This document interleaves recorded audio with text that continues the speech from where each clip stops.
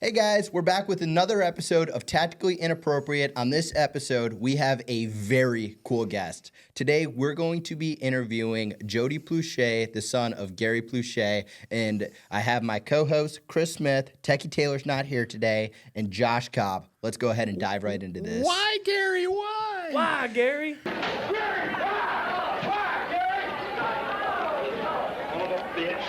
So, I'm sure you've heard that 100 times, right, Jody? That's the title of the book. Is Why, Gary? Why? Jody, tell us a little bit about yourself for people that might not know you or the background behind why you're here. Okay, well, when I was 10 years old, I started taking karate from a man named Jeff Doucette. It was me, my older brother, little brother, and a family friend. We all enrolled in karate. Um, Jeff charmed the family, groomed the family, talked about how good we were. He had a competitive fight team. He said that we should train for it. We had traveled to Houston and New Orleans, and we'll go all these fighting tournaments like the Karate Kid fought in. And we did. I mean, even my dad made some trips to Houston. But unbeknownst to my parents, that Jeff Doucette was a pedophile, and so he groomed me. He started to sexually abuse me. If you don't count the grooming, like the first time he performed oral sex on me was in April of '83, and then in May of '83, then he penetrated me, and so that went on till the next year in February. On February 19th, he had some financial problems. He owed some people some money. And he decided to leave town. Well, when he left town, since I was his love interest for the past year, he took me with him. And eventually he was arrested. I was flown back March 1st, 1984. I was taken to the hospital and given a rape exam. And I denied that anything had ever happened to the police, to everybody. And because I knew that rape kit was going to come back positive. So I waited for that to come back. And I wasn't trying to protect Jeff. I was trying to protect myself from him because I thought that he was eventually going to get out. Mm-hmm. And so once the hospital report came back positive, I opened up. I told my mother. She's kind of like my counselor. And then she was going back and relaying what I was telling her to my father, who was not happy, to say the least. And on Friday, March 16th, 1984, we just had the 41st anniversary, was Sunday. Today's the 18th, so that was 2 days ago. And my dad had used to work at Channel 2 WBRZ, and one of the program directors asked him that day at lunch if they had brought Jeff back. And my dad was like, I think they have. And the guy goes, no, I think he's coming in tonight. He told my dad, yeah, he'll be in at 9:30 or 9:08. And my dad, having that information, having learned what happened to me a week earlier, this grown man having sex with his little boy, he was not happy, and he went to the airport with a 38 snub-nosed revolver tucked in his boot. He got on a row of payphones with his best friend before you would have to go through the metal detectors. So even to this day, if you go to the Baton Rouge airport, you can get to that spot where my dad was, or what would appear to be that spot. There's like an ATM there. You still don't go through the metal detectors till further down the hall. And so he used the lighting from the television camera. Once they turned the lights on, he knew he was coming. If you watch the video carefully, there's like a 4-foot indention right where the payphones start. So they were looking behind the camera. They weren't even paying attention to what was going on over here. My dad was talking to his best friend, and he said, here they come. You're going to hear the shot. He pulled his gun out of his boot, shot him, and politely turned around and hung the phone up. That's when Mike Bornett, who was the lead detective, who had known my father since middle school and actually dated my mother for 9 months before my mother even met my father. So he was a family friend, and so he was the first person we called. So he led the investigation, but that's when he yelled out, why, Gary? Gary, why? And he wasn't asking why he shot him, because he is the man that told him Jeff had been sexually abusing me. Yeah. He was asking, you're a father of 4. Now you're about to go to jail for the penitentiary for the rest of your life. Why, Gary? Why would you do that? Jody got So that's off. where that comes from. He got off. Yes, right? he shot him. He shot him on a Friday night. He couldn't post bail till Monday morning, and then after that, he never saw the inside of a jail cell again. Good. Well, I take that back. I think he did get a DWI a few years later, but that was real after That probation. doesn't matter. Everybody gets So a he DUI did once see in their the jail life. cell once. Yeah. Classic. But yeah, so he served no jail time. He got 300 hours community service. He got 5 years probation. He was sentenced to 7 years hard term. So if he would have violated his probation, he would have had to do the time. but he was a model citizen before the shooting. He was a model citizen after. And I think that everybody in the community understood that my dad was just a loving father and did what most people say they would do and haven't done. Yeah. I mean, what most people that have children who are victims of what you had to go through, Jody, should do. If, personally speaking, if somebody hurts my children, It's not going to over. say it on camera, but it's game over. I Well- got 3 kids, so it's over. Well, They're done. Let me just refer you to Cain Velasquez. Okay, Cain Velasquez's son was sexually abused by this man. He actually shot the wrong guy. Spent 9 months in jail. I think he's out waiting to be sentenced.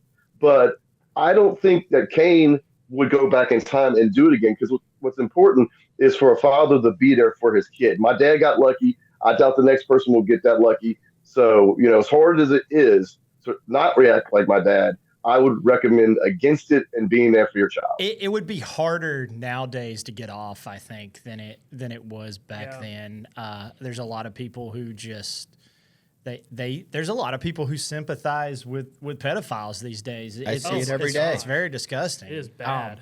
And They don't tell me who they are. yeah, I'm sure they No. don't. No, Right. but let me say one thing. And I think I clarified this on Unsubscribed, is you do have to make a distinction between a pedophile and a non-offending pedophile, because you might have somebody that's never molested a child who has that attraction. Those people, they're called non-offending pedophiles or virtuous pedophiles or something like that. So, in a sense, that just because someone is a pedophile, that's different than being a child molester. Because you can have someone who's a heterosexual who molests kids because they got drunk or something like that, there's a whole different level. So I would like to just clarify that we're talking about, at least in my opinion, I'm talking about offending pedophiles. Sure, The pedophiles who have actually molested kids. I don't think the ones that haven't actually done anything would tell anybody that they are attracted to children. Yeah, but you have get you ever found. heard? You get Have you ever solved heard out. of anyone doing that? No one tells it. Some people want to get caught. Some people like that edge. Do I they? don't know. I don't know. I'm not a pedophile, so I don't know how they think. Exactly. Wait. You know what? You know how I told y'all when we weren't filming that I was working on my minute for Kill Tony, and it came to me the other day. I was looking at that picture. It's a famous picture. It's my dad. He's looking at Jeff's profile, and he's got the gun raised. So literally the second before he killed him. And I looked at that picture and I was like, you know what? That's 2 men who love children. Yeah. Just one does it the right way, and one does it the wrong way. Yeah, that's very good thought. Yes. Is that going to be on your 1 minute in Kill Tony? Yeah, it has to be. I gotta work on it. Yeah, that's good. We'll That's get you really on good. there, Jody. We'll work on getting you on there. Yeah. Jody, we're all a bunch of gun guys over here. We own a gun store and shoot and have a lot of things. Did you guys do any shooting or anything while you were growing up? Not really. I do have one story. I think Just pedophiles, right? But no. This is before Jeff ever entered into our lives. My brother, for his birthday, got a 410, like a shotgun. I think he was like 10 or something, and I got upset because I even made the comment. I was like, all I got for my birthday was a stupid kitten, and he gets a gun, and I started to cry. And I hope I can find it, because there's a picture of me tears welling up in my eyes. But they finally told me that they had a gun for me, and so that was me welling up, but being happy. So I did have that, but you got to realize, since I was 11 years old, my dad couldn't have a gun in the house, even though we did. Oh yeah. Yeah. Jody, I got a question for you. So the 38 special that your dad used to do the Pluche karate chop, did you guys ever get that 38 special back? No, it was entered into evidence, and because my dad pled no contest, I guess he was, and then he couldn't have the gun back. We couldn't have the gun. Sure. Yeah. That was part of his probation. Do you know So, what model it was? I probably could dig through some police records and find it, but I'm not sure. Well, Jody, let me know what model that is, and I'll personally buy you that model and send it out to your FFL for you, so you have that exact same model. So let me know. Text me what it was, and I'll personally send it out to you when we figure it out. Did they destroy that gun, or is it still sitting? Some cop have it somewhere. A friend of mine texted me. Well, actually, it wasn't just a friend of mine. It was the son of the guy my dad was talking to on the phone, he had a little court situation, and he asked him. This would have been last week or 2 weeks ago. He asked him like, "How does the evidence work?" And I think there's like a chain of command. So someone, I don't think it was thrown into a furnace and melted down. I'm pretty sure someone's got it on their mantle, like Brandon has that my dad's hunting license, mounted on the wall. Yeah, that's probably. That'd be awesome to have that. That's absolute. Somebody walks by smoking a pipe, going, "See this right, y'all? This was used to you set Plauche." You know, they could probably, that video's been so viral. They could probably get a lot of money for that gun if they could prove that it was the one that was used. If some police officers got it somewhere. That especially back then, that's what happened with them. Yeah, that thing's definitely snuck out of the house. Oh, 100%. Someone has stuck it in their boot and walked away. Since my dad died, he has grown in popularity because of TikTok wasn't around when my dad died. Right. Twitter was just new, kind of, and so when he died, we threw around about 300 baseball caps away because he used to collect baseball caps. And we're like, what the hell are we going to do with all these damn baseball caps? And so we threw them. I mean, right now, I would be putting them on eBay if I could. Yeah, exactly. One of our buddies is actually a store manager at my gun store. He's got a hat, the one that your dad wore. He's got a replica of it. He wears it up to the shop. He's got 3 kids too, and he's always like, man, that guy's my role model. That's awesome that he did that. But So to your point, though, if your kids did go through something like that, and you did that today, you're more than likely going to prison for at least 5 or 6 years. And not only, it depends on the state. Some is a mandatory life sentence. I will say, so your dad only got 300 hours of supervised community service. Yet he already did a community service. He took a pedophile off the street. So Kyle, you and his dad have something in common. Maybe just a little bit. Right? Yeah, Jody Kyle took a pedophile out too. I didn't do it as cool as Jody's dad did. Gary reached in, no scoped him from behind. He did. Did you ever get to talk to your dad about that? Like what was going on? Like what, I'm sure you've discussed it, but did you ever kind of get deep with him? Like, hey, like what were you doing? What were you feeling? What was your thoughts? The only thing is that he told me was he figured they were going to kill him, and so he went there to die. And so when you've got that mentality, you can pull some shit off. Oh yeah, it was impressive. First of all, it's impressive that he didn't miss. I just want to put that out there. I don't know if you ever shot a snub-nosed anything. And he was about 15 feet away from the pedophile. It looked closer than that. I don't know. It doesn't matter. I thought he was point blank because he leans into it. He did, and I think he was. Yeah, it's very impressive. Although if I was going to do it, I think they would just disappear. I'd try to. Wait, but there's no way he would have been by himself at any point in time. Yeah, they'd already had him. They already had him under arrest. So. And I think Jeff was going to go to jail for the rest of his life because he made the statement to my mother, and all these phone calls were recorded. He said, "If you don't meet me in New York, you'll never see Jody alive again." And that right there is aggravated kidnapping, mandated, no probation, no parole, life is prison. So he was going, and I don't know how long his life would have lasted being a pedophile in prison, but it would have been a good existence. Yeah. I don't know. The first guy that attacked me, he anally raped 5 9-year-old little boys. He only got 12 years in prison, and he didn't get killed in prison. Good point. It's gotten. It was a different timeline though. Back then, I'm sure a little more, inside I don't know. justice. This was 2009. He was convicted. Yeah, he wasn't 2009. That was still when there was a little bit of that street justice. Yeah, not enough. Jody, what are you doing now? Well, I have a speaking engagement next month in Ohio, so I try to do that. I don't know how much I can say. We are trying to turn the book into a documentary. So I got people working on that. It'd make a great hopefully movie. I'll have a big announcement soon. But right now, what I do day to day is I work for my friends. They own a specialty meat store here in Louisiana. So it's like Cajun stuff, chicken stuff, pork tenderloins. I'm addicted to boudin, I love it. and All boudin now. I've Mm-hmm. I've been doing that since the shutdown because the book came out right before the shutdown. So I partnered with these people. So we're trying to do the documentary, but then you had the writer's strike, you had the actor's strike, then you had the hurricane hit Louisiana, you had the fires Mm. now, and so everything that could have gone wrong has gone wrong. But I think we're making some progress because we're starting to collect some assets like old pictures, old Mm. videos, that kind of thing. They're trying to identify people who are still alive that could be interviewed on camera and make sure that they agreed that they would do it. So that's in the works. But day to day, I just go help my friends out. Awesome. So when you went out for the Unsubscribed podcast, those guys, did you go to San Antonio for that, or out close to San Antonio for that? Yes, they flew me to San Antonio.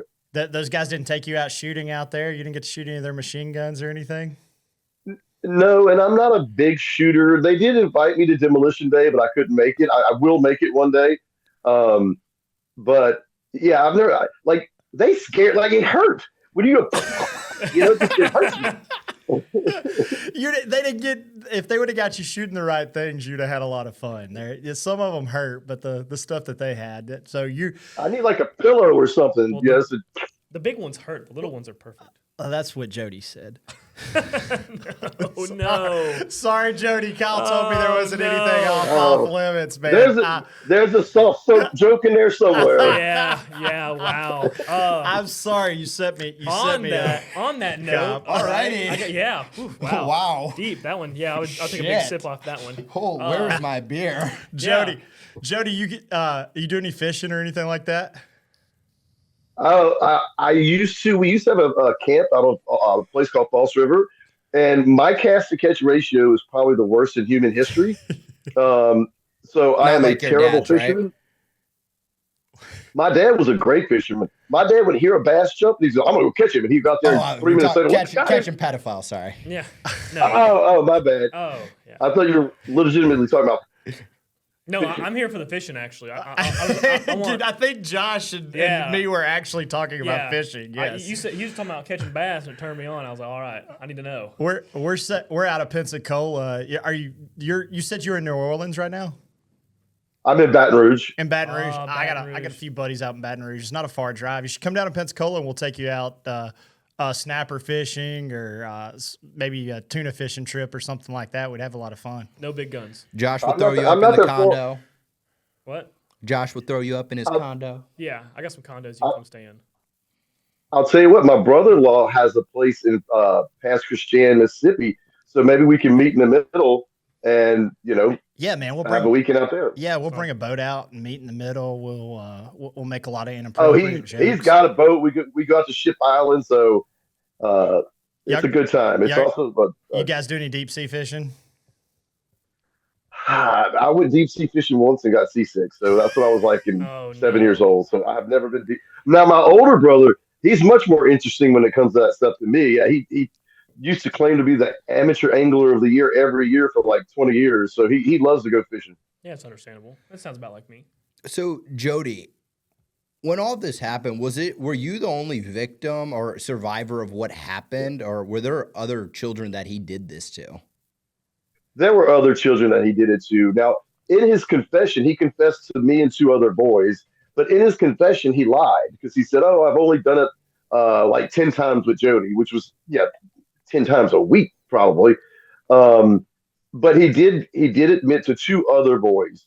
And I know for a fact that he molested one of them because he had us doing things.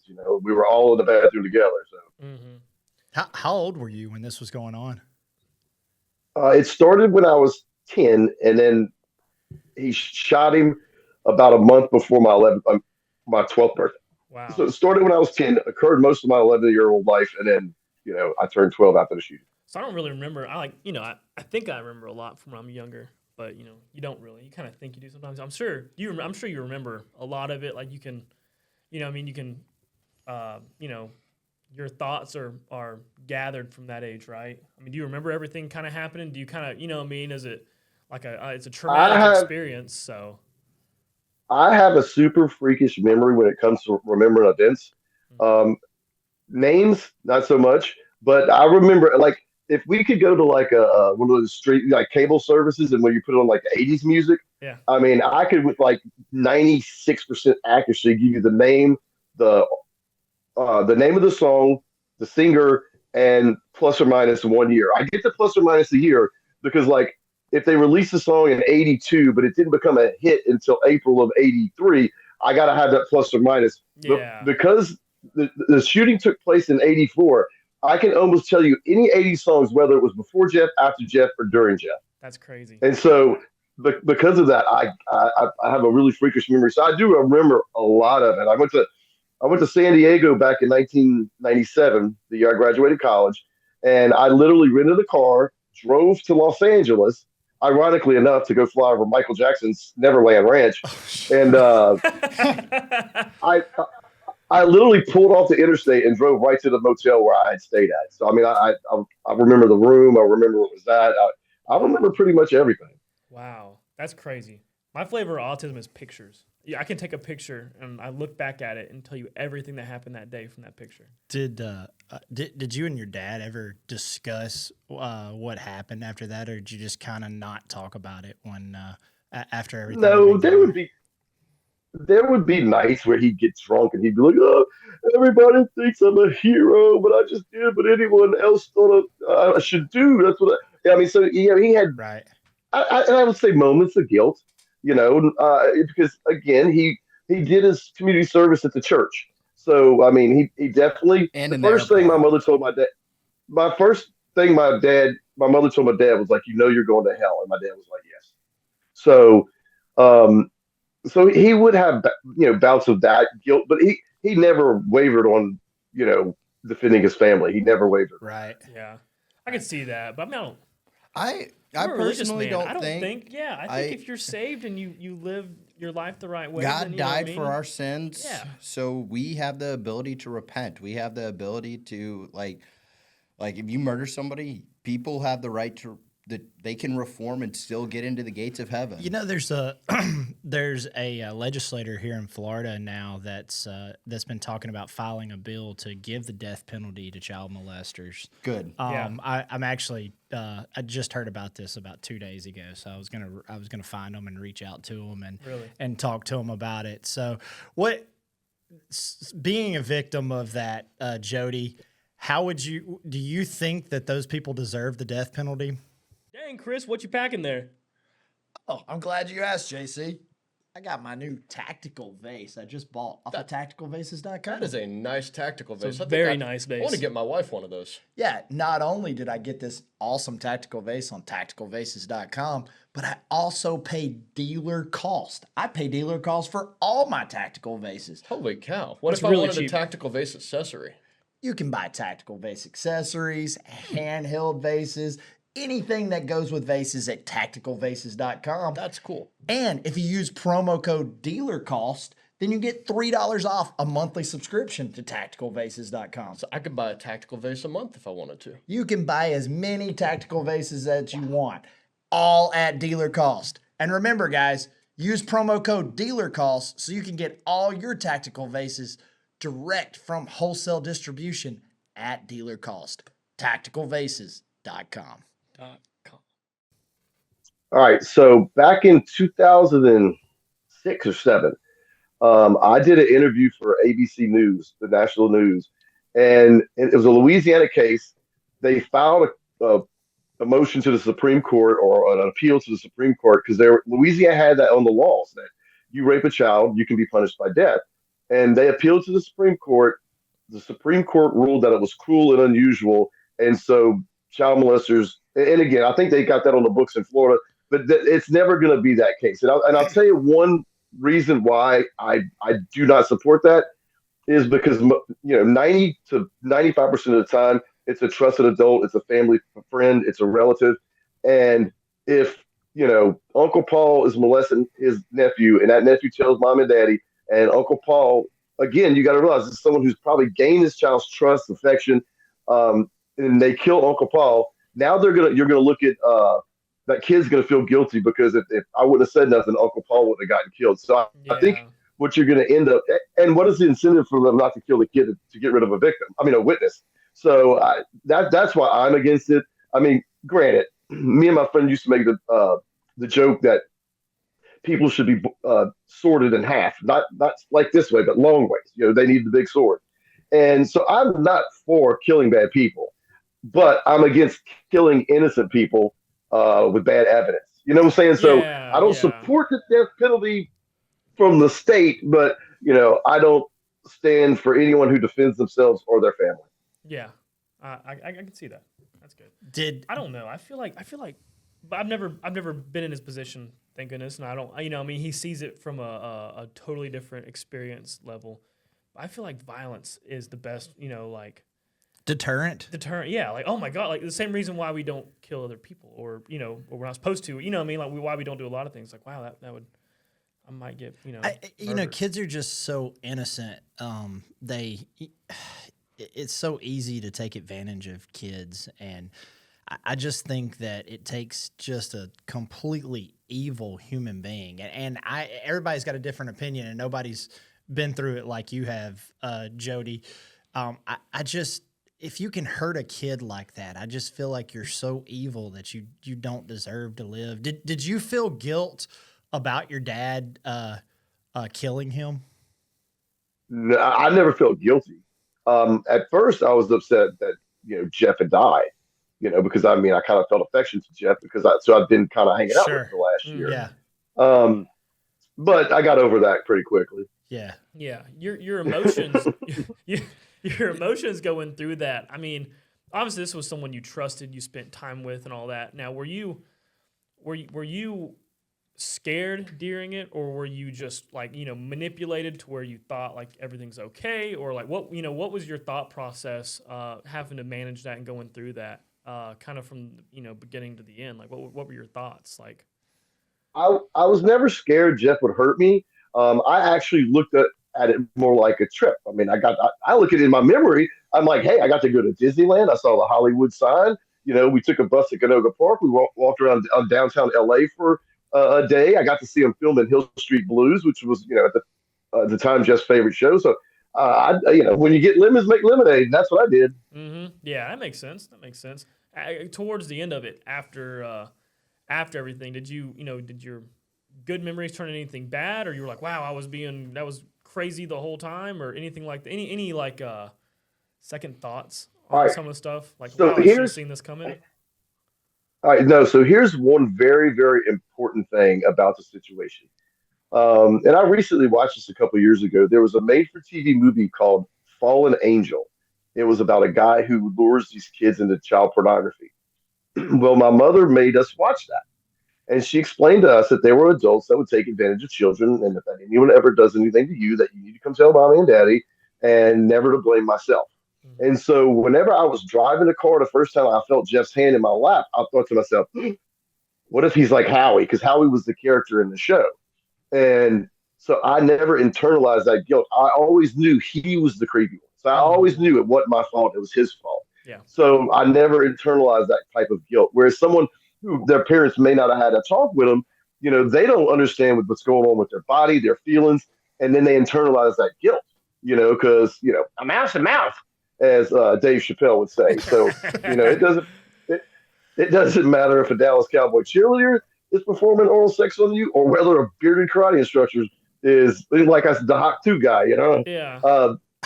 I mean, your body's going to respond how it does, and I think that's where a lot of survivors have that internal guilt. Yeah. That makes sense. Why didn't you tell your parents the first time it happened? I knew my dad would kill him. I mean, Yeah. you weren't wrong. Yeah, that's good. I mean, Very good fair, thoughts. fair enough. Did you? I mean, when it kept happening, did you ever think, "Hey, since your mom had showed you the video and everything, did you ever think, hey, I need to let my parents know what's going on"?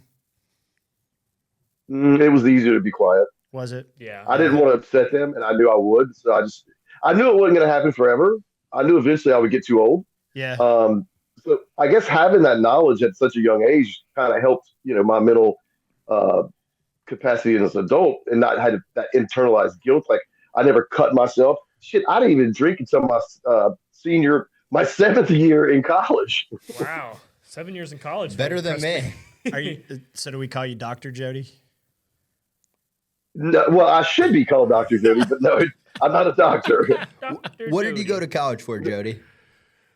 All right, so I originally was a preferred walk-on at Louisiana Tech to play football. I made practice for 5 days, and then I quit and came home. No Well, I karate had to finish my scholarships. no karate scholarships. Uh, Uh, I tried to sign up for karate, but no one wanted me. No, I'm kidding. Um, I won't be your instructor. Uh, so I think for like 5 of the years I was in college, it was for psychology. But then it got to the point where I was like, I was never going to get a psychology degree because of the foreign language and statistical requirements. And so I changed my degree from psychology to minors, a general studies degree, which is 3 minors instead of a major and a minor. mm, So I got minors in psychology, speech communications, and philosophy. okay. Wow. Have you used any of that? I've never used my degree, so Well, the public speaking, absolutely. The psychology, I mean, there's a lot of psychology. And again, and people will tell you, a lot of people that go into psychology are trying to figure shit out themselves. So maybe that was part of what I was going through Sure. in college. Yeah, maybe that was like a So self. I think I have used it. I mean, that book, I apply a lot of it. I got a job in 1998 at a place called Victim Services Center of Montgomery County Incorporated in Norristown, Pennsylvania, which is just outside of Philadelphia. And so my degree helped me get that job. Since I left there, other than the speaking engagements, I drove a truck for my brother-in-law for 9 years, and I've been working 5 years at this meat store. But I will say this: um, I did see where the unsubscribed guys did a cooking video, and yeah, Cody's I can doing bring cooking it, stuff. I can Yeah. bring it in the kitchen. So if they want to have me back, I'll come down there and I'll cook a San Antonio gumbo or something. Oh my lord. Next time I talk do to we get Cody, that y'all need to have a invite? duel off. Do we get the same invite? Like, you gonna say, cook for us or something, I mean, Jody? I'll bring him down here to cook. I got a hibachi grill and everything if he needs it. I got big green eggs, whatever you need. Jody, what's the meat store called? We have a rep out of Baton Rouge that brings us boudin balls all the time, and I can't remember where he brings them It's from. he's probably bringing you some from Tony's Seafood. That's probably what he's bringing you. They're awesome. Ours is Chris's Specialty Foods is the name of it. We have a couple locations around town, and I'm gonna tell you right now, their boudin is the best. And I'm not saying that just because my friends own it. It's the best. When it's good, it's good. You know. So I need to tell him next time he comes in town, he needs to stop and get us some from you guys' place instead of. Yeah, absolutely. Compare them. He may be going there already. I'm not sure. Do a taste test, but yeah, definitely give it a chance. What's your favorite type of meat? What's your favorite stuff? Don't look at me like that. I had a joke It's and no- I let it go. it's I not- had it's the not joke. karate I had instructor. the same I joke. had the No, joke. no, no, No. no. Well, I can say my least favorite for sure. Yeah. You're Probably, 1 minute. Probably. Your 1 minute on Kill Tony is gonna be too easy, man. It's gonna be great. Like it's just set up. You're gonna kill it. Jody, No, I didn't hear them at the meat. Sorry. I'm actually curious about the meat. That wasn't a joke. Probably a ribeye. I mean, can you beat a good ribeye? No. Yeah, I agree with that. Yeah. Our tech guy back there, he can throw down on a grill. It doesn't matter, campfire, hibachi style. He's the man. So he's over there. He's the thumbs up meat for that. master. So. Yeah, he's a big meat guy. He loves. He meat. likes meat both ways. Yeah. What? He would have been Jeff's favorite. So We recently had the house painted. My sister kind of cleaned up my room, basically. And she was like, Jody, do you think you need another cookbook? Oh my God, that's all you have is nothing but cookbooks. I said, yeah, there's a reason why I'm the one that cooks the gumbo on fucking Christmas. Because I study the art. exactly. He has Christmas gumbo too. So does my family. I love Christmas gumbo. My daddy. Jody, my maybe daddy- you should make. I'll be there for Christmas. Maybe you should make a cookbook. I bet we could come up with some really good names to promote your cookbook. I started one. Did you? Actually, I mean, me and my friend started years ago, and I've since seen them, but at the time it was an original idea. I don't like when I read a recipe in a cookbook and they're like telling me terms, and we're going back to like 20 years ago or 25 years ago before I watched the Food Network nonstop. But like they're like, okay, fold in the cream, and you're like, well, what does that mean? Like you have to go look it up or whatever. So I was going to do a step by step. You know what I'm going to do? Here's what I'm going to do. I'll send y'all a copy of my white beans. All right, I make white beans like red beans and rice, but Yeah. instead I use white beans, Great Yeah. Northerners. Mm. I'll send y'all a copy of that. Y'all cook it, and y'all let me know. Try to cook it like I tell you, but let me know what y'all think if they're not the best damn white beans you ever had. We'll do it. I'm Say not less. cooking it. I And am. I'll I cook can't it. cook worth a shit. Oh, I we do. know that. Yeah. I've cooked. I took like home ec in high school. Big cooking guy. So, Jody, I want to ask. There's been a lot of kids go through similar situations as you do, and a lot of things like this go unreported. What advice can you offer to people who may be watching this, who have been in a similar situation, who are too afraid to go to a trusted adult, or who are struggling and feeling guilty like it's their fault that they were molested? What advice can you give them? Are we talking about an adult survivor of sexual abuse? Like at this time, it may have been like 15 years ago. Or are we talking about, what would I say to an 8-year-old? Let's hear both. I want to hear both. Okay, well, I'd say to the 8-year-old, I hope your parents are familiar with signs and symptoms and signals to look for, because I'm not going to put the onus on not being abused on the 8-year-old. I'm going to put it on the parents. And what I would tell an adult survivor is, find someone that you know and trust that you can talk to, whether it's a best friend, whether it's clergy, whether it's a paid psychiatrist, psychologist. Maybe contact your local rape crisis center, and they might have like a 10 free counseling sessions to just kind of, you know, see where you are. But definitely talk to somebody, get a self help book. I know a really good book you can read. Why, Gary? Why? Or Exactly. Why, Gary? Gary, why? There's, That's sorry. there's a lot of good information in my book. I use my experience. I worked 7 years as a sexual assault crisis counselor. So I use what I learned from that to give information to people so that they could use that knowledge to protect children. Where can people go and find your book, Jody? I got it sitting right here They in the can center, but where can people? they can go on Amazon.com or they can go on Audible. It is also available on an audiobook. So if you don't like reading, you can go get the audiobook. I recommend going and read the comments. I mean, like, people are enjoying the book. There's a lot of good information. It's short. I don't use big words. I do use 4-letter words. Um, and the book is funny. There's one of the comments on Amazon is like, this book is funny. You're probably not going to believe that I said this, but I try to mix in the humor with the horror. So I think it came out pretty good. The local news reporter, whenever I was being interviewed for the newspaper here, he asked me. He said, what took you so long to write your book? And I said, well, like my dad at the airport that night, I knew I only had one shot to get it right, and so I felt it came out just as good as his shot. That's awesome. Well, Jody, send over that link to your book to Kyle, and we'll make sure that it gets on gets in the comments. That way, people can click on it and pick it up or get the audio book as well. When you need to get down here, man, and we'll actually take you to shoot some machine guns that you'll like. It'd be a lot of fun. They won't kick too bad. They won't. They won't. We'll keep them quiet. That way they're not too loud on you. We can even do some fishing and shoot some machine guns off a boat. I'm still here for the cooking. If you like jet skis, Josh has some jet skis. I'm looking at getting one pretty soon. Don't do a Kyle and break your foot on a jet ski or your knee. So Kyle's not a very good fisherman, though, Jody. He gets I like hooks. I like Jet Ski Johnson from Kill Tony. I think she's hilarious. She don't say much, but when she does, it's boom. Have is she you cute? I don't know who that is. have you contacted Kill Tony? I mean, I think you literally kill it on Kill Tony if you did a minute on there. No, I've been to the mothership a couple times. As a matter of fact, my favorite comedian, Jim Norton, who I have a really good story I will share with y'all in the book.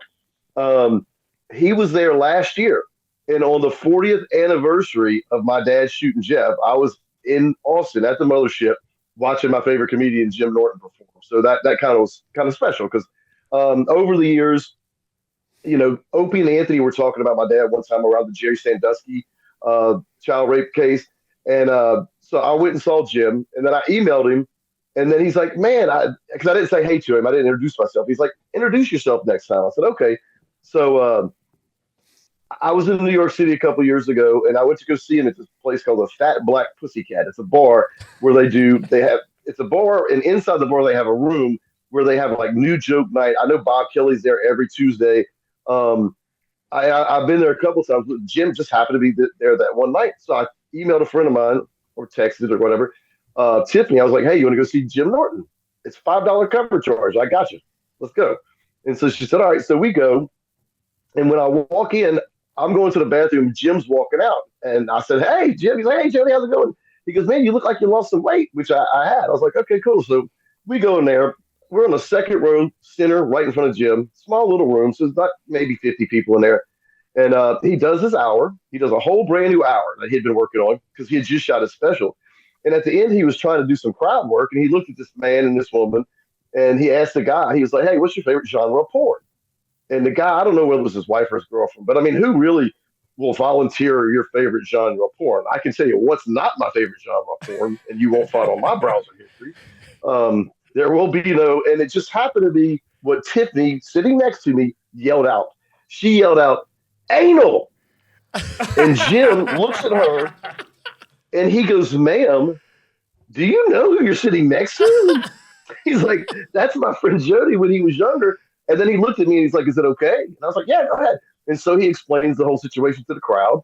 And I stand up and, everybody's giving me an applause. And she's like mortified. She's like, "Oh my God, Jody, I'm so sorry."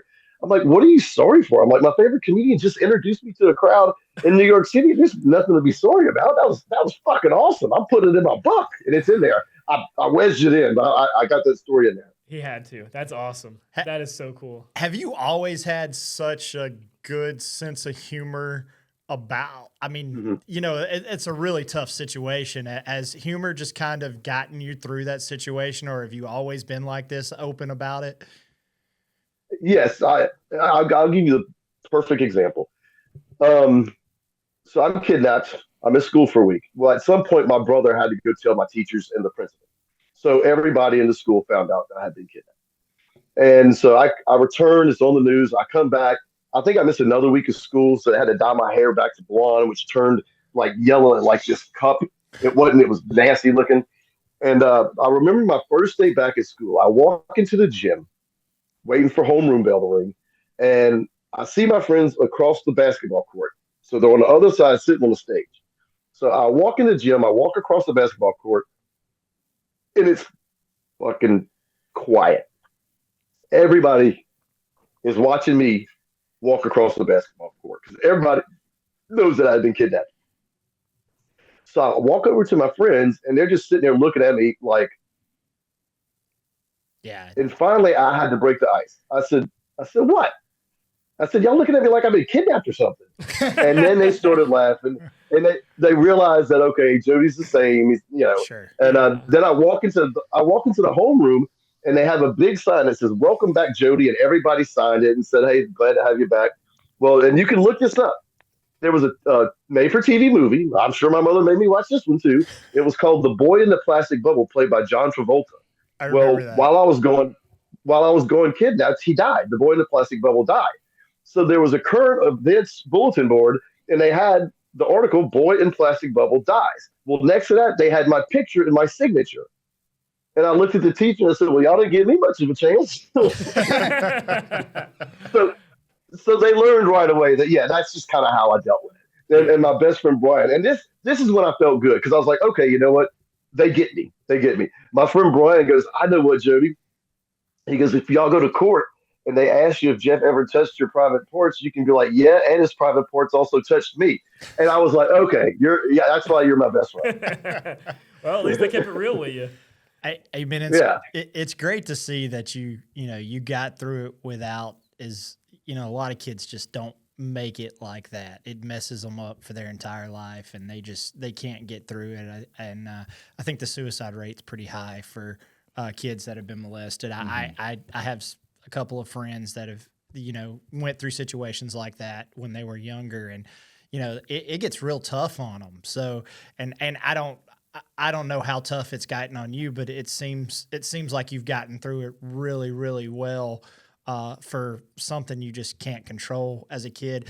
Is there somewhere that you would recommend that parents go? I'm a parent of three, to check out and see what the signs of a kid getting molested are, that's helpful for parents? I would say go to the internet, Google. There's no place like home. I want to say it's out of Washington, and they give you tips like what children know should know at particular ages. And I'm not going to repeat the joke because I've already made it. Which, by the way, the only pre-written joke I had on the Unsubscribed podcast that I wrote on the flight over was the Hawk Tuah joke, but everything else was just and Brilliant. when they're 5 years old, they should be able to say penis and vagina. When they're 8 year old, they should know that the stork doesn't bring a baby. By 10 years old, females need to learn that they're about to have so there are age appropriate things that children should know. And then there's other, and then just Google, you can go to like RAIN, probably.org. Yeah. That's the Rape and Incest Abuse Network. There's a lot of good literature. The National Sexual Violence Resource Center. I'm sure there's a lot of. I think I'm even in one of the brochures. So there are the resources out there. And back in the day, you used to have to go do the Dewey Decimal System and go to the library and check out a book. Yeah, And now you can just Google shit. Ask AI. What are some signs of? Just go to Google. What are some signs of a child being molested? And it'll give you some things to look forward. One of the things is knowledge that you shouldn't have. For example, when I was at Victim Services Center, my coworker came to me. She's like, "Oh my God, I just got like this hotline call. I'm freaked out." It was this little. I want to say she was a second grade girl. She drew a turtle with an erect penis. Well, a second grade girl should not know penises get erect. That right there is a rocket blast of a red sign. And so my coworker was like, "Yeah, there's odds are that someone that's done something to your daughter," and she wouldn't believe it. Well, her older brother, who was probably like 13, he had been sexually abused, and so he was acting out on his younger sister, and that came to light. And so, yeah, if they have knowledge, I mean, if a kid ends up with an STD, or if you find a kid masturbating a lot, and like I said, I'm not talking about 15-year-olds. I'm not talking Yeah, I about was about 14-year-olds. to I'm talking say, about hold like, on now. Yeah. I remember 13, 14 years old. Say, Kyle's really lonely. We're at his house by himself right now, so he can't. Sorry, Kyle. Wait, it's about. I've even made the comment. I'm glad Jeff taught me how to masturbate early because I got a head start, like 4-year head start on everybody. Yeah, girl, I'm experienced. Don't worry about where the experience came from, but I know a thing or two. I've seen a thing or two. So I can change hands without missing a stroke. Like Trump. Exactly. Hey, so your dad, I guess you didn't really, obviously, thank goodness, you didn't carry any fame from this. No, because obviously it wasn't a good thing. But your dad's a legend.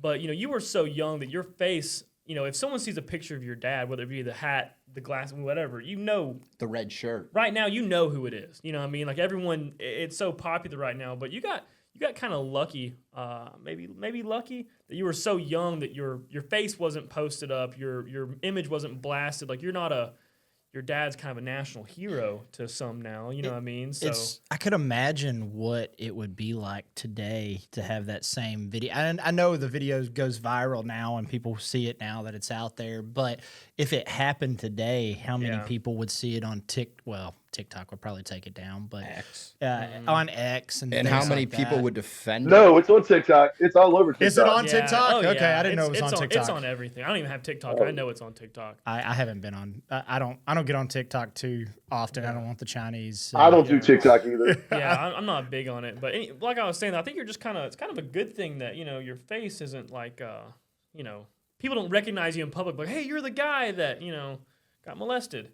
That's kind of a good thing. You know what I mean? Like your dad's a national hero, and thank goodness you kind of made it under the radar on that one, I guess. Jody, let's have you thoughts. over. Let's have you over do a cook off on our YouTube channel, man, and see if any of these guys. Taylor, one of our guys that's not here tonight, he's a pretty good cook himself. He just uses big words. He does use big words. He just tries to make everybody feel dumb, so you'll be fine.